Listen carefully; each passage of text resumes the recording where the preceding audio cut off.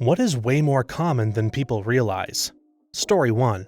Miscarriage. The Mayo Clinic says up to 20% of known pregnancies end in miscarriage, which is already a lot. This is obviously heartbreaking for wanted pregnancies, but can be difficult for unwanted pregnancies too. But in addition to that 20%, many people miscarry before they learn they're pregnant. While not distressing in the same way as knowingly having a miscarriage, it's distressing for many people because of a seeming inability to get pregnant. Also, you take a test to find out if you're pregnant or not, which takes 2 minutes.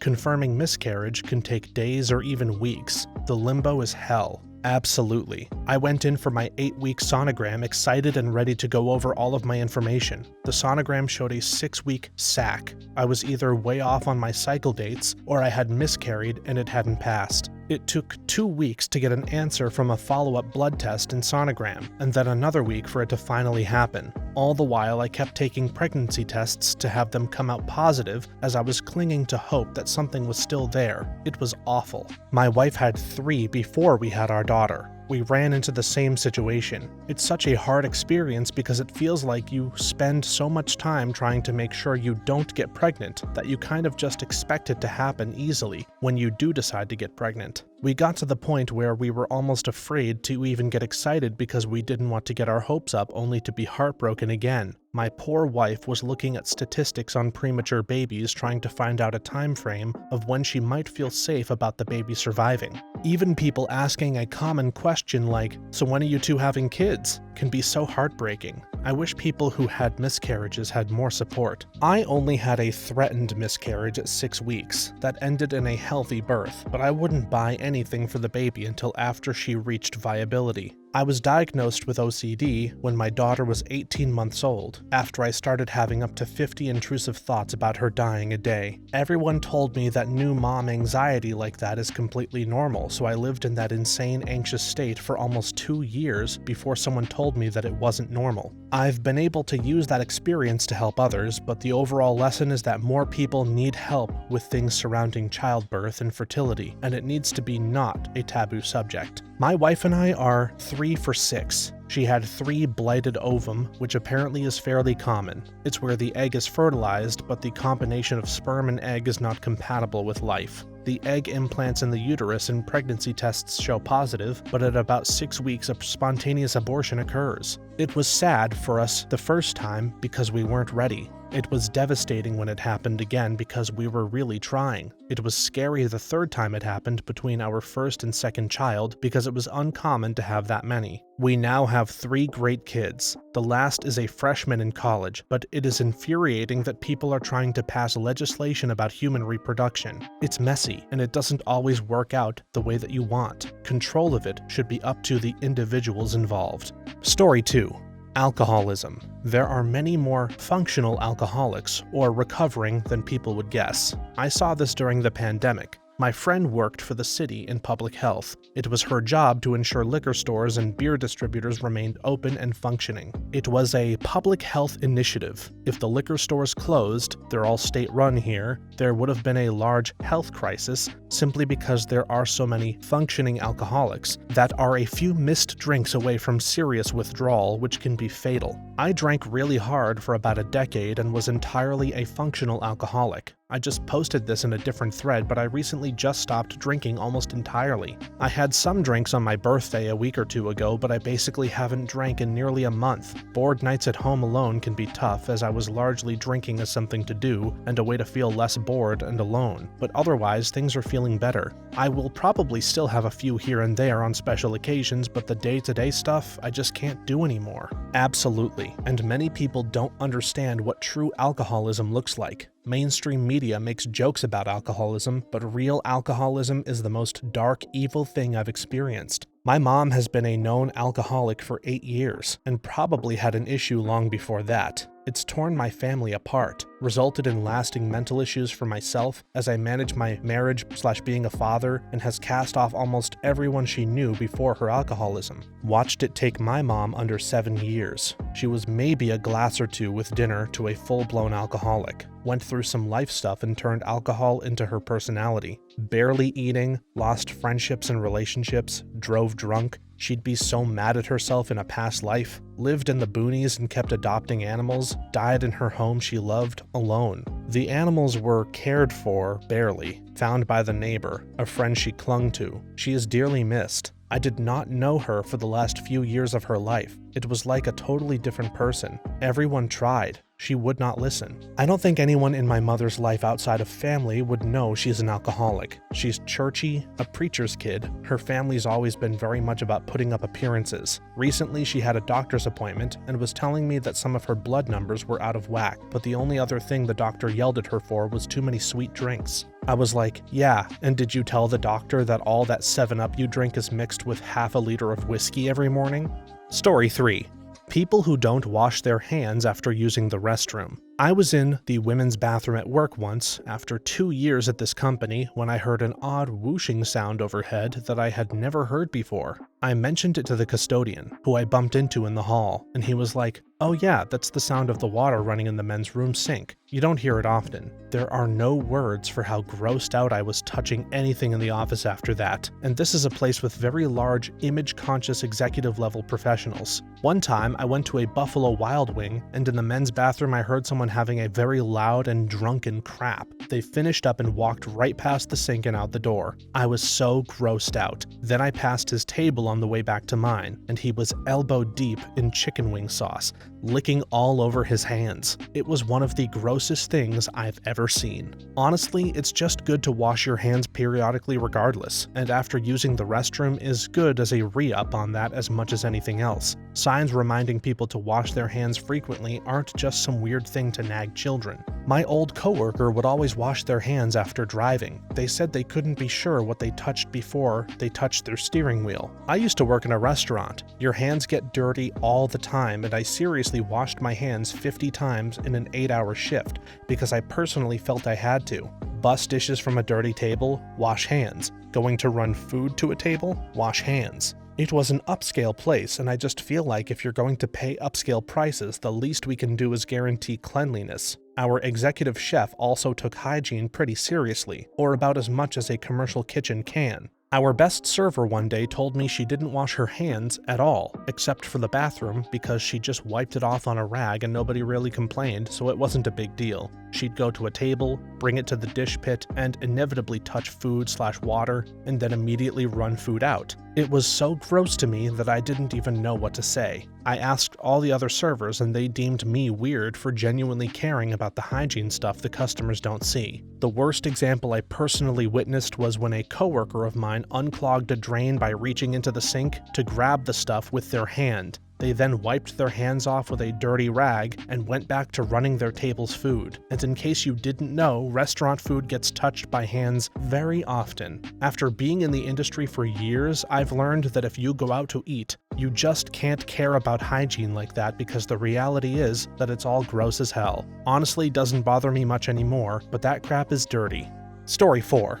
Credit card debt. 45% of Americans carry a credit card balance from one month to the next. Yep, I currently have loads of debt, and it's like carrying a boulder on my back every day. Depressing. If you haven't given him a look already, Caleb Hammer on YouTube brings people in bad financial situations on his show and sets them on a path to get out of debt. It's been incredibly beneficial for me and my own financial situation. Would recommend it. Yeah, basic budgeting is, well, basic. Spend less than you make and save something out of every paycheck. Unfortunately, some of us are in deep credit card debt due to a combination of ongoing medical bills, various auto emergencies, and lots of attorney fees from various court cases. For the majority, telling someone that they should spend less than they bring home will work as financial advice though.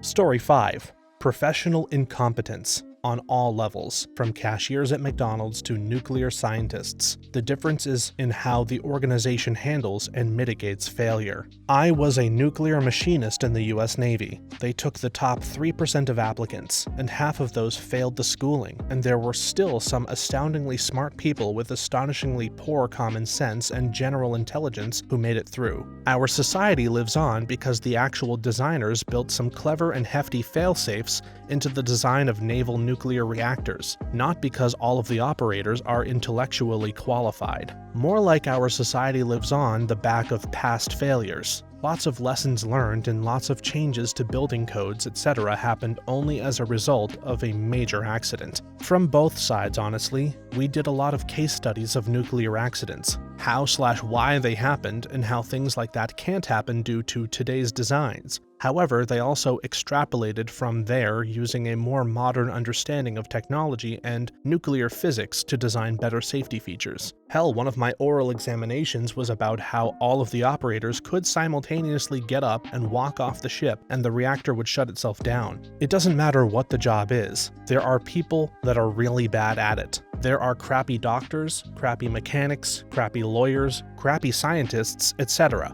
Certainly in those jobs that require more critical thinking and more learning, there should be fewer people that are crappy at it, but it's still way more than you would think. I used to be naive enough to think that incompetent people would just get weeded out of their industry eventually. Turns out, no. Even in small industries, you can job hop for decades before your reputation makes it impossible to find another job. There's a 1970s book called The Peter Principle, which postulates that competent people tend to get promoted until they reach a level where they're incompetent, and there they stay. This was the author's explanation for why so many organizations are messed up. There's also a myth that says a business has to be efficient or else competition will kill it, but in truth, there's always a threshold level of incompetence that a profitable business can tolerate as long as it doesn't exceed. Story 6. Imposter syndrome. No one knows what we're doing. We're all just winging it. Most of us are hoping that asking questions and being nice will get us there. I wish I had known this sooner. I was well into my 30s before I felt like I could just relax and live my life. Before it felt like I was waiting for my life to straighten out in order to start. I'm almost 35, and only through being friends with people from all ages and professions have I really begun to realize how no one frickin' knows what we're doing. It's kind of a relief, and also terrifying. Sometimes I just take a breath and remind myself that it's okay to tell people I haven't done this before and I need help. My mom told me when I was around 18, she was mid-40s then, that she still didn't feel like an adult, and essentially that she was also just winging it. It was so crazy to me then that there's no such thing as an adult. The concept is a scam. There's only experience and the ones that learn from it, but nothing more. Almost 10 years later and I get it. I don't feel like an adult, just like myself, which is fine by me. And while it's not really so crazy that there isn't any point where you just get life, it is crazy how hard it is to let go of this lie that I've told myself for almost 20 years. Yes, I remember my parents telling me they didn't feel their age. As an almost 35-year-old, I get it now. I feel like I'm 23 most days, just wandering around and bumping into things and somehow managing to get it done, whatever it is. It's wild to me that I'm a full-ass adult now and do adult things, and people just like to trust me to do important crap at work. Story 7.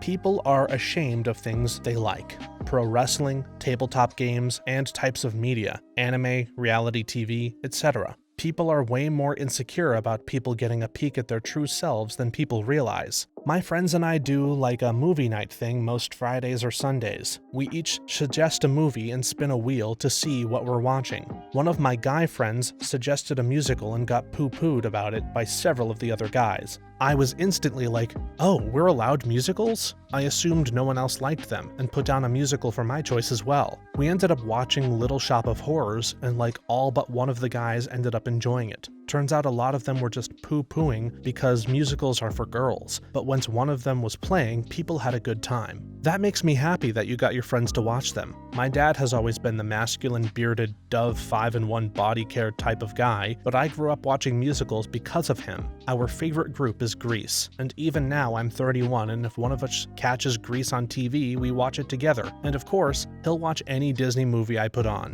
One of our rules is that once a suggestion is on the wheel, if the spin lands there, everyone has to at least give it a chance. If the majority are opposed after 30 minutes or so, we'll swap. We set that rule because it gets people to watch stuff outside of their usual genres. Like, I personally don't really like horror, but if one comes up on the wheel, I'll at least give it a try. I'm still not a fan of a solid 90% of the movies, unless they're super campy, but at least I gave them a chance. Doesn't help when there are massive generational differences between yourself and your parents. They couldn't grasp why I enjoyed video games so much to the point that we'd be sat in a car in silence going from A to B. My father would say, "So what can you tell me?" I'd start talking about my video games and doing X or going through Y and so on, and then I'd get a remark of, "Is that all you talk about? Don't you have any interests?" Listen, this is my interest. The hell are you gonna do? Talk about cars and rugby? The closest to bonding that we achieved was through building models. I like Warhammer, but it was too expensive to make it a father-son hobby, whilst in the middle of a messy divorce. Many years later, I got belittled for watching some gaming stuff on YouTube, so I demanded to know what the title difference was between a video game and rugby. I got a sheepish, "It's a game," coming from him, so I put him on blast for years of unnecessary abuse over what very few things I enjoy. I am almost 50, and my only child is 12. 2 years ago, I knew absolutely nothing about anime, and I now know way too much. I don't understand people who act like it's a big deal to listen when someone you care about talks about something that is meaningful to them. Story 8.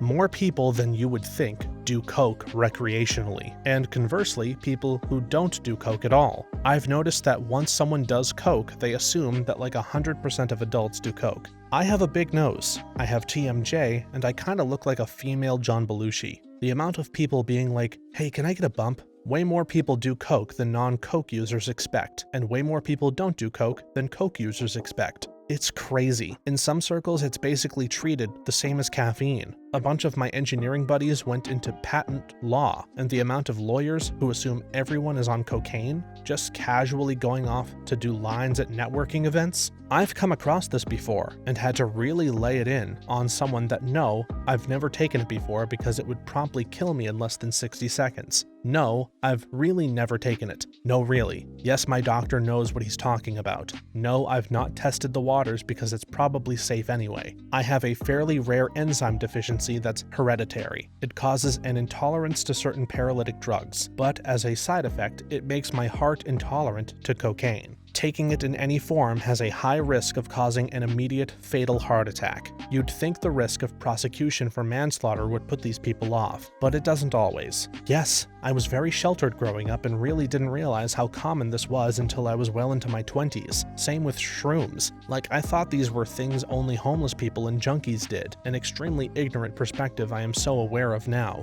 Like 3 out of 5 of my past boyfriends have done both, plus more. LMAO, I was so ignorant. Story 9. The number of people being left behind by services going digital. They come into the library where I volunteer to find help. Not only do some of them not have email addresses, and most of the ones who do rely on the computer to remember their passwords. A significant number don't even have mobile phones. One of my local friends is a librarian, and she says one of the tasks that she never expected was helping people navigate the government. She's become quite the whiz at finding the right phone number or website that people need to receive services. I'm a librarian in a downtown library. I would say most of the reference calls I get are mostly people just asking for the phone numbers and/or addresses of local services, doctors, restaurants, etc. Easy to Google, but they just don't have the skills/equipment to do so for whatever reasons. Thank you for doing what you do. It's been, decades since librarians were just the keeper of the books. They are community organizers, public assistants, and computer science teachers as well. The way I look at it, libraries have always been focused on storing knowledge more than storing books. But up until relatively recently, books were the one practical way to store large amounts of information. Once we developed ways to archive info that weren't books, libraries quickly adapted to include those as well. I was at a taco stand that was cashless. A homeless woman in line before me was trying to buy a meal. She had physical money, but they couldn't take it. I offered to buy it. She resisted because she didn't want a handout, and they ended up giving it to her for free. But it really made me think about all of these basic day-to-day things that now require some form of digital access. Story 10. Not having any friends when you're older. After you graduate college, especially if you move to a new city for a job, it's hard to maintain friendships, and it's definitely hard to make new friends once you're an adult working every day. Many people's only friend is their spouse, and if they aren't married, many people just don't have any friends. I struggled to make friends as a kid and had some in college, but grew apart. I'm now almost 40 and have made 2 friends who are moms of my oldest kid's friends, but we hang out without the kids. My youngest has autism, and when we go places with them, they are patient and kind to him. It's made my heart so happy to find good friends who I can trust around my kids. My mom gets so excited when I tell her I have plans with friends because this is something she struggles with as well. A lot of married people do this to themselves though. I moved to a new city for work after graduating college and easily made dozens of friends, and a lot of them settled down, got married, and moved to a house in the suburbs miles away from anyone they knew and anything to do. I have a friend I used to go hiking with regularly before the pandemic. He got married and moved 40 minutes outside the city. Saw him at a work event recently and he was like, "Yeah, we finally got out of the city. Good for you, bud. It was nice knowing you." I see this stuff about the supposed loneliness epidemic, and while there's obviously some truth to it, I can't help but think about all of the people I know who have willingly chosen to move far away from all of their friends for no reason. Not just married people. I'm in college and realize that once some people get a romantic partner, they just stop trying or put aside platonic relationships. Not saying they shouldn't focus on their relationships, but they'll just disappear for a while, and once the honeymoon phase is over, they pop back up. I can't speak for men, but I see this a lot with married women/women with kids. They'll complain about not having any friends, but leave out the fact that they deliberately pushed away any friends they had because they couldn't be bothered to hang out with their friends, especially the friends with no children. Story 11. Mental health problems. I sincerely believe the US is, and has been for decades, going through an unbelievably massive mental health crisis. Waving my hand wildly up here in Canada, it's not just the US. Somehow the world has become this giant sphere of anxiety and depression. We have prioritized the wrong things in life. We could solve homelessness and hunger if the top 1% stopped hogging everything. We have become hamsters on a wheel, just constantly running to try to get ahead. It's not working. Instead of luxury condos and 3,000 square foot family homes, we should be focusing on an alternative way of living. For example, tiny home communities or cooperative homes where everyone has their own private space, but then contributes to the running of the household. I have a friend whose dream it is to have a home filled with single, divorced, or widowed women of various ages, all friends of friends, all of an age where they don't want or need a long-term romantic partner anymore, but nonetheless don't want to be lonely. I remember hearing about a building for seniors and students in Europe. The students live rent-free, but they must volunteer a certain number of hours per week to help the seniors with various tasks. No seniors are left without help and companionship, and university students far from home have built-in grandparents. Also, because it's a cooperative environment, costs for everything are low. I think if more communities were thoughtful in their design, we could help lower poverty rates and depression/anxiety at the same time. Story 12. Grown folks failing to look up anything on their own, or calling ahead to see if a place is open. The amount of times I got screamed at already this week for, "Why, you were closed on a Monday." Ma'am/sir, it's a federal/national holiday that's been in effect for longer than you and I have been alive. Also, we posted signs stating such on every entrance/exit door on the building on Friday morning. They were still up on Tuesday when we returned to work. Screaming at a random person because you were either willfully ignorant or didn't think to call ahead and then didn't read the signs plastered all over just makes you look unhinged. Plus, you made a trip today for nothing because the item you're looking for still isn't in yet. Had you called ahead, you wouldn't have wasted your time, energy, and gas getting here for nothing. A patient of where I work once wrote a whole letter to my boss explaining why they should fire me for not telling him we were at a new location. Like, sir, you could have Googled that. And yes, I did tell you when you confirmed the appointment. You just ignored me. A few years ago, I went to get my passport paperwork done at a post office. Well, before I was to go, I had gone onto various websites to confirm what paperwork I needed, what payment was needed, and all kinds of things about what to expect. I get there as they open, and there are already 20+ people ahead of me. Sitting in line, there are posters on the walls explaining what specific documents you will need to present when you go back to the room and talk to the worker. There was even a depository of the forms needed outside the office in case you still hadn't filled out everything. I triple-checked all of my paperwork and confirmed I had everything I needed. I was super nervous about walking in there and missing the one thing that I really needed and would have to start over later. Meanwhile, a couple in line is waiting to get one for their baby. I catch the father looking up at one of the posters and realize they're missing something and have to get out of line to go retrieve what they need. Fair enough, at least you paid attention at the last minute. Watching people go back to the room, I started timing it to see how long it would take. Usually about about 30 minutes, possibly more if it's a family. A family of 6 was in front of me and went in ahead. I figured it would be a good hour before it was my turn. To my surprise, they walked out again in about 5 minutes and proceeded to walk over to the depository of forms and started filling them out.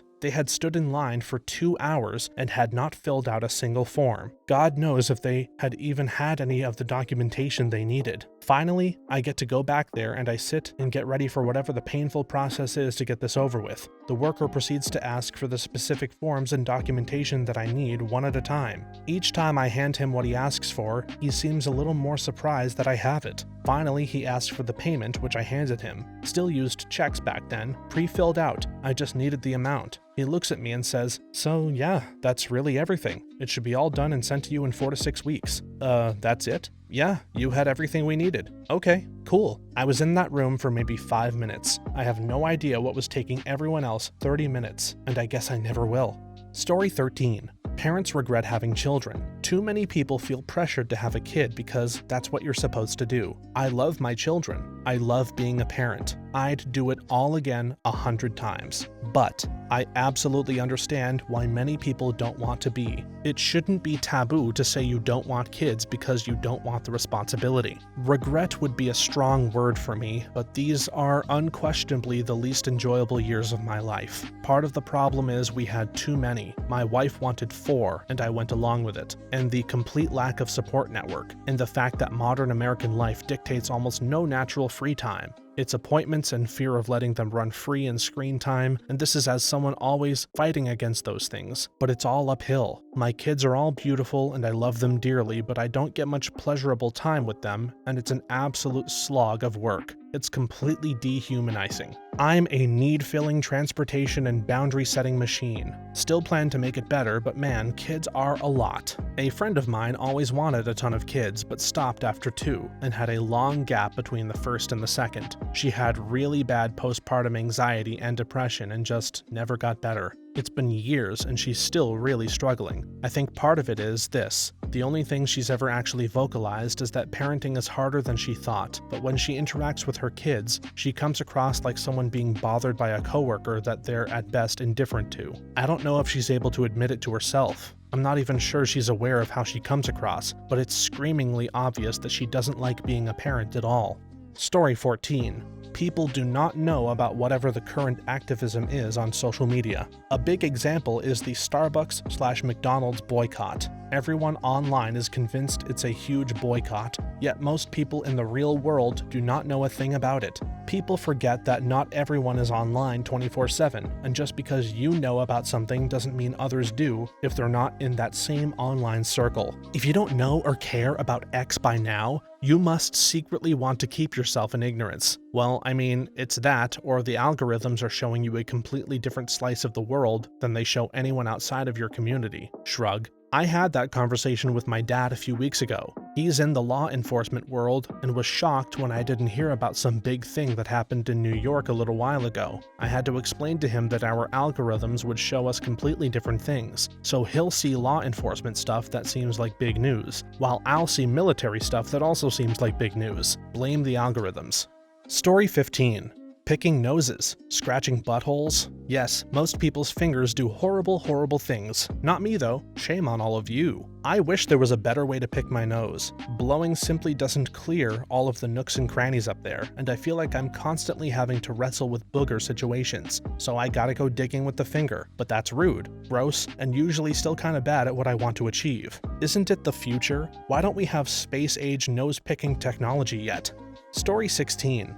Autism in women. Sure, TikTok, etc. is making this omnipresent in a stupid, possibly dangerous way, but it's a reaction to growing up in a world where it was thought only boys could be on the spectrum. All my teachers knew something was wrong with me, but never what specifically, and I had a real hard time as a teen. As an adult, I've sought out a diagnosis, but because I've had so many shifting and conflicting mental health diagnoses, it makes it really hard. I'll probably never get a formal diagnosis, but if they really could see how some of the older people in my family were, there would be no question. This. especially women who have autism and ADHD, which usually results in the person being super high masking. Basically, ADHD masks the antisocial tendencies of autism, and the autism tones down the ADHD tendencies. It doesn't help that traditionally ADHD symptoms were viewed only as how it presents itself in little boys, who just can't stay still. I was diagnosed with ADHD about a year ago. I also believe I'm autistic, but I'm doing as much research into it as possible so I can be prepared to go into testing, so it doesn't just get pushed aside because it's a fad right now for people to think they're autistic.